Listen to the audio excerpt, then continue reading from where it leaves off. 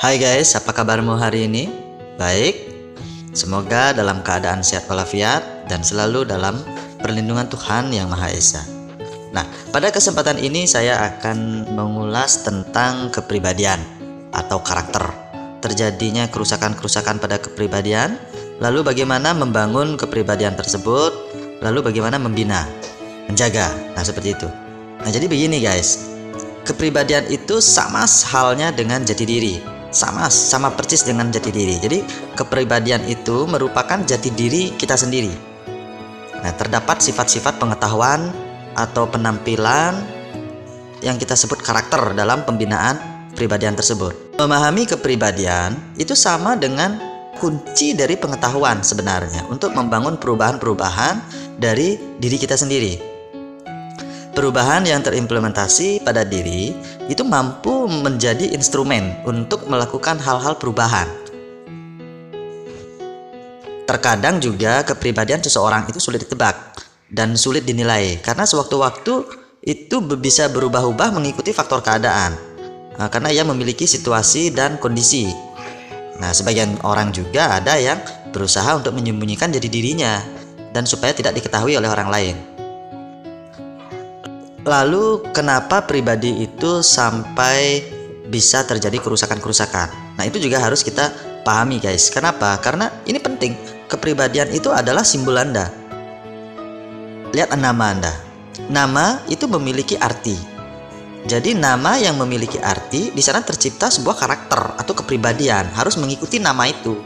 Jadi jangan nama manusia itu menyimpang dari kepribadiannya. Jadi orang itu akan dianggap yang aneh-aneh nanti oleh masyarakat. Setelah kita pahami, sebaiknya kepribadian itu seiring dengan bagaimana kita menghidupkan iman. Maka semua problematika hidup itu jadi ringan. Jadi kalau kepribadian itu tidak menghidupkan iman, itu hasilnya segala permasalahan, problem-problem yang ada dalam kehidupan itu akan menjadi jauh lebih berat. Nah, di sini yang menjadi kerusakan fatalnya. Karena apa? Ia mampu membuat kita mengambil keputusan yang salah. Nah, misalnya begini. Ketika kita memiliki masalah, kita tidak tahu tentang masalah ini apa dan kita panik oleh masalah tersebut. Lalu, jadi kita merasa kebingungan, panik, bingung. Ia akan mengambil langkah-langkah yang salah. Misalnya dia dengan masalah ini saya tidak mampu mengatasi, jadi dia berpikir singkat. Misalnya dia harus berhutang, harus menjual atau menggadaikan sesuatu itu hanya untuk menyelesaikan masalah yang terbuat dari kesalahannya dia sendiri. Nah, ini yang disebut rusak. Kadang juga memicu pikiran kita untuk menghalalkan segala cara. Nah, kita lihat, perhatikan coba misalnya. Misalnya ketika Anda memiliki masalah, lihat cara Anda mengatasi masalah tersebut. Apakah itu termasuk menghalalkan segala cara? Karena ada faktor situasi dan kondisi di balik itu. Kadang juga ya, kalau yang saya perhatikan dalam kehidupan masyarakat, misalnya yang gampang kita temui, pencuri. Ada pencuri ditangkap polisi. Nah, ketika di sidang, pencuri ini mengaku dirinya benar. Benar dalam arti karena ia mencuri uang itu untuk membiayai anak, istri, atau keluarganya. Nah, cuman sialnya dia tertangkap oleh polisi, lalu dia di penjara. Nah, ketika sidang, dia ditanya oleh si hakim, "Nah, kenapa kamu mencuri?" "Nah, karena saya menghidupkan biaya hidup dari keluarga saya sendiri. Karena saya tidak bekerja dan seterusnya, maka saya mencuri." Nah, bagi pencuri ini benar kan? Bagi pencuri ini benar, karena dia mengambil langkah. Tapi dari sisi hukum pidana, nah ini disalahkan, tidak bisa diterima, tidak bisa dibenarkan. Karena apa? Karena setelah dipertimbangkan, terjadi kerusakan pada faktor psikologisnya atau kepribadiannya. Jadi si pencuri ini menganggap dirinya menghalalkan segala cara atau menganggap dirinya benar karena dia berusaha untuk menghalalkan segala cara. Jadi kebenaran itu tidak murni mutlak. Lihat dulu sumber pembenaran itu dari mana.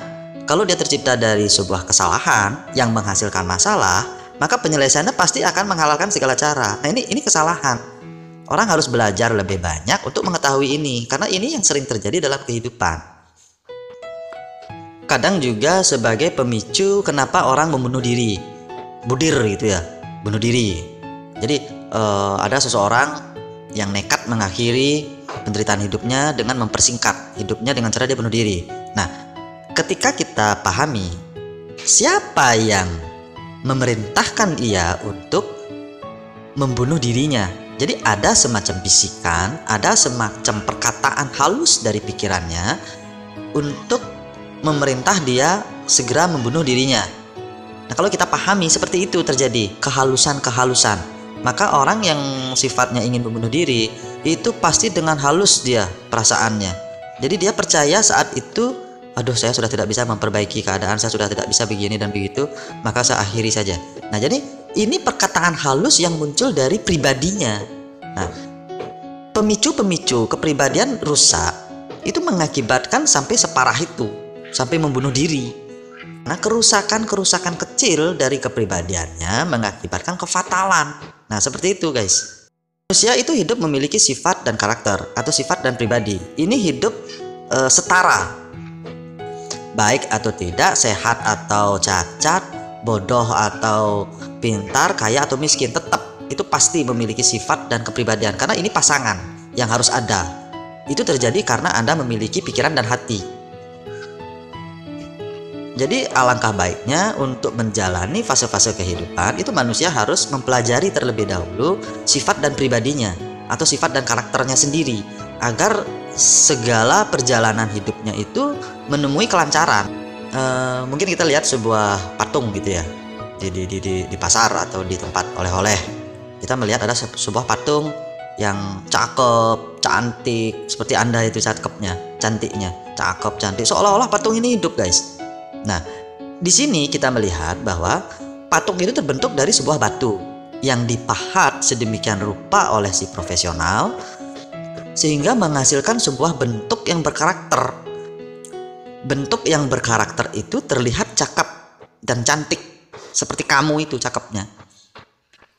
Jadi orang tua Anda itu adalah si pemahat itu. Apa yang membuat nama? Orang tua kan? Nah, orang tua membuat nama itu memerlukan waktu sampai berbulan-bulan untuk menciptakan nama yang terbaik untuk Anda. Nah, nama tersebut harus ditempel di brands atau di dilabel oleh pribadi biar sebanding dia dengan pribadi atau dengan karakter, sehingga Anda hidup sesuai dengan nama dan pribadi Anda. Ya, begitu ya guys ya. Paham ya? Nah, lalu karakter itu seperti yang saya ulas tadi, karakter atau pribadi itu sama halnya dengan jati diri. Jadi manusia yang hidup kehilangan jati diri itu sama halnya dengan kehilangan kepribadian. Jadi jangan meniru orang-orang atau sekeliling Anda atau lingkungan Anda yang mana orang-orangnya kehilangan kepribadian. Jangan ditiru. Anda harus segera merubah sikap supaya Anda tidak terpengaruh oleh kerusakan mereka. Seperti itu. Lalu jika kepribadian itu gagal dibentuk, jadi kita sampai umur sekarang ini kita tidak paham pribadi kita, kita tidak paham karakter kita. Nah, kita menganggap diri kita gagal memahami sebuah karakter. Nanti kita bisa lihat dari sifat kita dari gagal itu. Sifatnya apa? Perbuatan atau analisis kehidupan Anda itu sering mengalami kepalsuan-kepalsuan atau keraguan-keraguan. Bahkan cenderung memiliki tingkat khawatir yang tinggi. Nah, seperti itu. Lalu kepalsuan dan keraguan itu adalah sebenarnya musuhnya si jati diri. Dalam diri Anda sendiri itu musuhnya. Jadi iman Anda itu memiliki musuh. Musuhnya adalah kepalsuan. Siapa yang berani memalsukan iman? Jadi si iman ini menganggap kepalsuan itu musuh. Seperti itu. Jadi pada kehidupan sehari-harinya sering terjadi konflik-konflik secara batin di dalam diri mereka. Misalnya apa? Ketika ada sesuatu hal, situasi dan kondisi, pikiran dan hati itu selalu berperang, selalu bergumul, selalu bertempur. Jadi tidak setara bagaimana pikirannya tidak diikuti oleh si hati atau sebaliknya. Nah, kadang-kadang banyak yang seperti itu guys. Nah, lalu kita membahas tentang apa-apa saja hal yang bisa menutupi kepribadian itu. Nah, jadi kepribadian itu tertutup itu oleh karena adanya kepalsuan, tingkatan-tingkatan kepalsuan. Nah, lalu ada kebohongan-kebohongan, sering membohongi diri sendiri padahal itu tidak diperbolehkan ya. Manusia sering sekali membohongi dirinya dia sendiri, bahkan melakukan pembohongan-pembohongan di luar dari dirinya dia sendiri. Nah, lalu terjadi juga oleh karena makanan yang tidak sehat. Nah, lalu ada minuman keras. ketika kita sering sekali melihat gangguan-gangguan kecil yang terjadi ketika kita mengkonsumsi minuman keras itu misalnya ya. Coba kita lihat pemabuk. Seorang pemabuk dulunya dia sebelum dia minum minuman keras, nah dia orang yang santai, rileks, sabar, nah seperti itu. Nah, ketika dia minum, dia mengalami tingkatan adrenalin, nah tiba-tiba dia menjadi mabuk. Nah, ketika mabuk terjadi perubahan dalam karakternya, dalam pribadinya. Tiba-tiba dia jadi seorang yang agresif, ganas, kejam, temperamen. Bahkan siapa berani menyentuh dia pukul. Dia berani bentak-bentak, ngomongnya ngaco, nadanya tinggi. Nah seperti itu. Nah itu pribadinya sudah rusak. Itu nyata sekali kita lihat dalam kehidupan sehari-hari ya.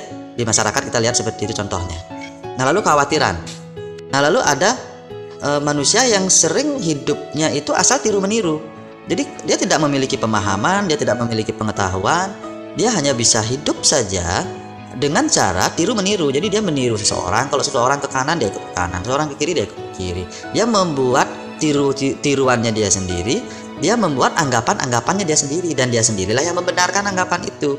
Jadi kembali lagi seperti di awal, nah itu termasuk dalam kategori menghalalkan segala cara. Pribadi ayah dan pribadi ibu itu bertemu menghasilkan pribadi yang sujati. Nah itulah Anda. Nah Anda bisa buktikan itu ketika begini. Ketika orang hamil.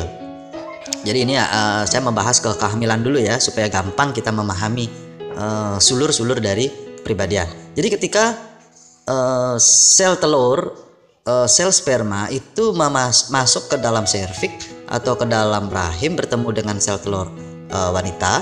Jadi sel telur laki-laki atau spermatozoa laki-laki itu jumlahnya 1000 guys. Nah, bayangkan dari 1000 itu hanya satu saja yang berhasil masuk. Nah ini satu saja yang berhasil masuk, itulah Anda yang lahir ini, kamu ini. Nah satu yang berhasil masuk itulah pribadi yang sesungguhnya mampu bertahan hidup. Jadi yang 999 sekian itu gugur semuanya gitu. Jadi Anda ini terbuat dari faktor-faktor kekuatan kesujatian, kekuatan kepribadian. Jadi saya harap dengan mendengar video ini, dengan memahami video ini, kepribadian Anda tumbuh, kesujatian Anda tumbuh. Jadi Anda memahami diri Anda dari begitu Anda dibuat sampai hari ini. Nah, lalu orang tua ini membuat dasar-dasar ini secara faktor alamiah. Mereka juga tidak memahami sebenarnya, tapi kita hormati. Kita menarik kesimpulan bahwa kepribadian ini adalah milik dari Sang Pencipta. Sang Penciptalah ini yang membuat kita. Bisa kita artikan itu orang tua, bisa kita artikan itu Tuhan. Nah, kalau kita mengabaikan atau merusak jati diri ini, kita bisa melihat diri kita ketika kita memiliki masalah. Kita gampang panik, bahkan rasa panik itu selalu meningkat. Kita merasa kebingungan yang amat sangat, lalu was-was, ada rasa malu, dan ada rasa ketakutan yang tinggi. Nah ini yang membuat manusia jauh dari ciptaannya. Karena ciptaan Tuhan itu jelas, ciptaan Tuhan itu memiliki rasa syukur, hidupnya tenang dalam segala macam permasalahan. Ia damai dengan siapa saja. Nah munculnya kepintaran-kepintaran, pembelajaran hidup yang gampang ia cerna, dan otomatis hilangnya rasa takut. Lalu muncul sebuah kewaspadaan untuk memelihara hidup. Jadi pencipta itu juga harus kita buktikan dari personal kita. Nah semoga ulasan ini bisa dipahami dengan baik. Dan saya Creative Humanity, terima kasih dan semoga berhasil.